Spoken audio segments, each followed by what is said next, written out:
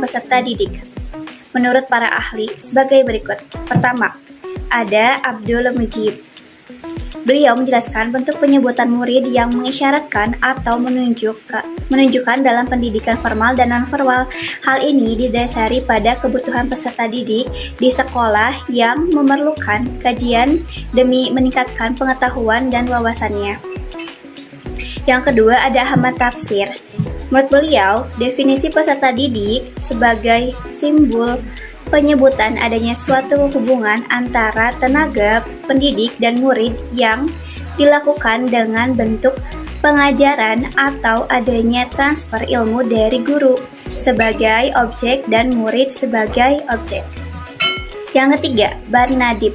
Menurut beliau, mengungkapkan bahwa peserta didik adalah tiap kelompok individu yang menerima ilmu pengetahuan dari tenaga pendidikan yang menjalankan kegiatan pendidikan.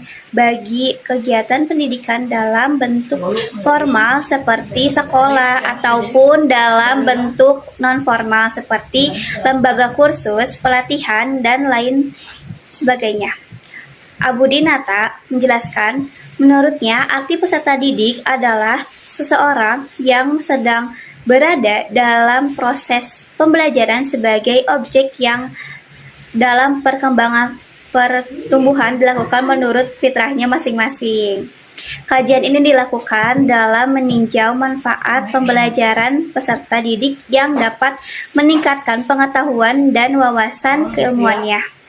Adapun menurut Raharjo, peserta didik sebagai objek dari sebuah pendidikan yang dilakukan oleh lembaga pendidikan formal atas nama penelitian ilmiah sehingga apa yang dikaji dapat dipertanggungjawabkan bagi setiap orang dan objek penelitian yang terlibat. Nah, dari definisi di atas dapat disimpulkan bahwa pada hakikatnya peserta didik adalah semua orang yang sedang berada dalam proses pembelajaran, baik itu laki-laki atau perempuan. Selain itu, peserta didik adalah objek dari pendidikan yang sedang dijalankan tersebut.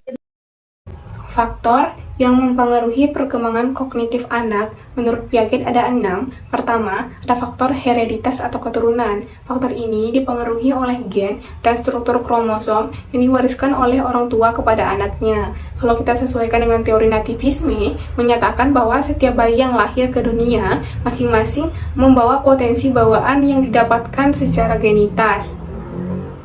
Sehingga baik dan buruk seorang anak itu diturunkan dari sifat orang tuanya.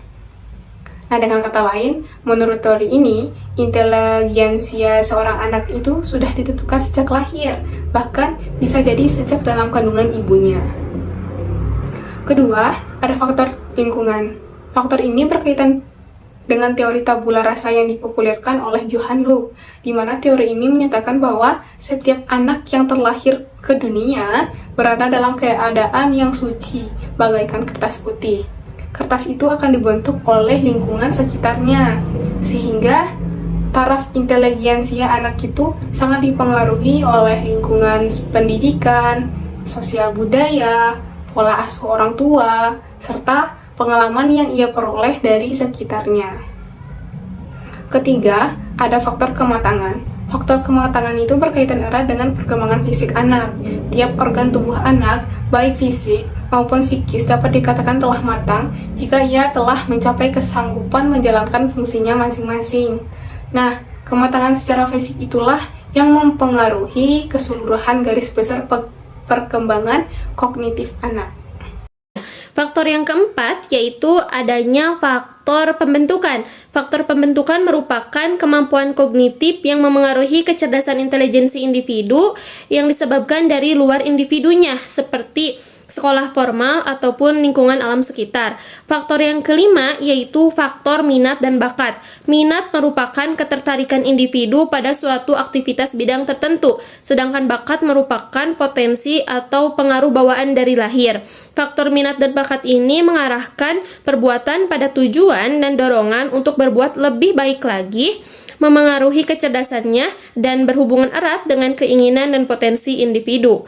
Faktor yang terakhir yaitu faktor kebebasan. Kebebasan manusia memilih metode dalam memecahkan masalah sehingga manusia memiliki keleluasaan untuk berpikir secara divergen atau meluas.